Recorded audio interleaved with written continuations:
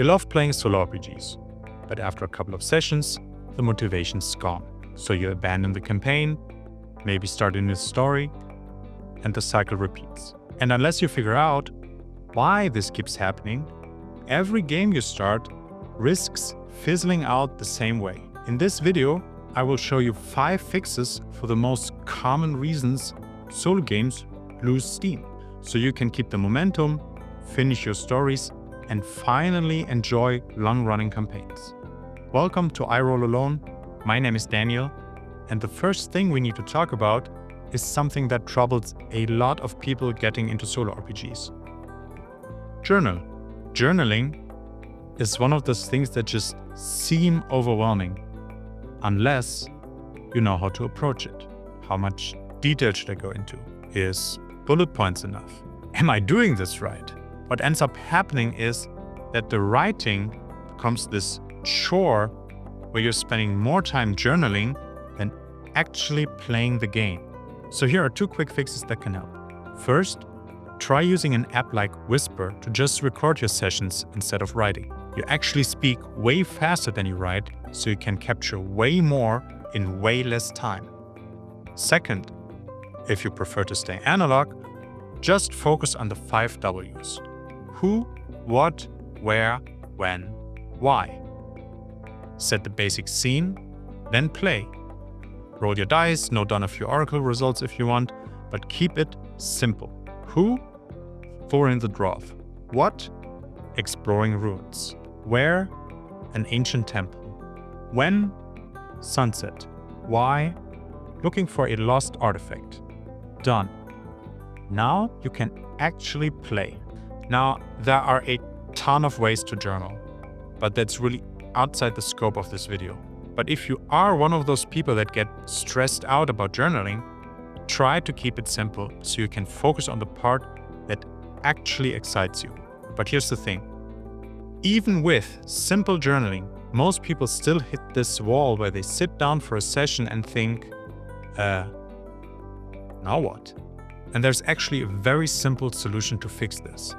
You know how streaming shows always end episodes right at the most exciting part? Like right before you find out who the killer is, or right before the big confession? That's not an accident. They do it because it makes you want to immediately watch the next episode. We can actually use the exact same strategy with solo RPGs. Instead of playing until you're completely drained and have no idea what happens next, end your session when you're still excited and curious. So I'll stop right before the big fight, or right before I open the mysterious door, or right before I find out what the NPC is going to say. When I come back to play the next time, I'm already engaged because I want to see how it plays out. And if you're one of those people that read my actual plays on Substack, you'll see that I often use this technique. I will end my session right before I have to reveal a big twist or before a big fight. That way I keep being excited about what comes next. If you're doing it this way, you're basically setting yourself up for success. Instead of starting with a blank page, wondering what happens now, you start in the middle of action with excitement. So by ending on cliffhangers, you allow your brain to ponder the current situation and let it work out which way you actually want the story to go. And that brings us to something really important about creative energy. Here's the thing. Solo RPGs drain your creative battery. And if you're forcing yourself to play when that battery is dead, you're teaching your brain that this hobby sucks. When I got started with solo RPGs, I set myself a challenge to play every day for 30 minutes. I got home from work, brought my kids to bed, sat down to play, but after a couple of days, I started to hate it. But what actually counts as playing? Is it just sitting down at your desk, rolling dice, journaling a story? Or is it thinking about your story during the day in the back of your mind, working on some world building, thinking about where the story should go? I personally am of the belief that prepping and world building is part of playing. And I realized that when I allowed myself to take more breaks and just enjoy the process of figuring out where I wanted the story to go, I had much more energy to sit down and actually play. Because if your brain isn't used to it, and if you're pushing yourself too hard, it can actually lead to feeling drained. These breaks have been incredibly helpful in maintaining my motivation because they let me stay excited about the story instead of forcing myself through when I'm mentally fried. And when you stop on a cliffhanger and then take a break, you're not just resting, you're getting excited about figuring out what happens next. So we've talked about when to stop playing. We've talked about taking necessary breaks. But here's something where many people mess up. They think that bigger automatically means better. When we sit down with friends for group play, we kind of expect these big campaigns that run over multiple sessions, maybe months, with Act 1, Act 2, Act 3. But when you're playing alone, especially if you're learning a new system or just getting started with a character, that approach can lead to your campaign falling apart before you get to the good stuff. Think about your favorite book. When you finish a chapter, could you take the book and put it down?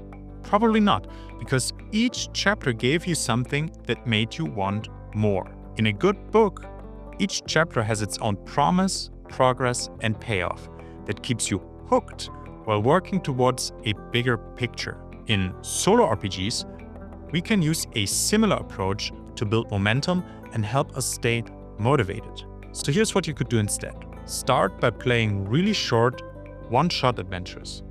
They're so much easier to set up. You get that success and feeling of actually finishing something, and then you can organically develop a campaign from there. In doing so, each session or every other session feels complete on its own. A problem shows up, stuff happens, problem gets solved. Maybe it connects to bigger stuff later, but each session or multiple sessions stand alone. So start small, get some wins, and then build momentum from there. But even when you do all of what I just recommended, sometimes there's still this annoying little thing that can mess everything up.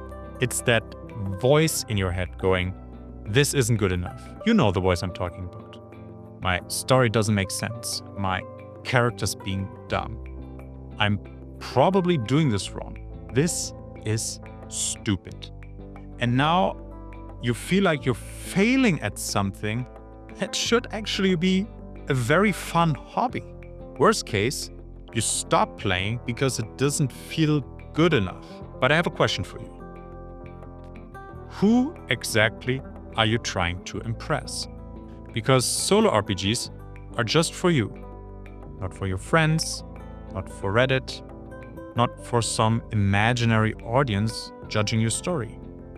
Just you. And if you're having fun, you're doing it right. If a plot thread makes no sense, just ignore it. If your character does something stupid, lean into it. Give yourself permission to be weird and imperfect because you have absolute and total creative control, which is the beauty of SoloRPGs. So there you have it. 5 ways to keep the momentum alive in your SoloRPG campaigns. And honestly, if even with all of that advice, you still feel like stopping your campaign, that's fine. Sometimes a game just isn't the right fit.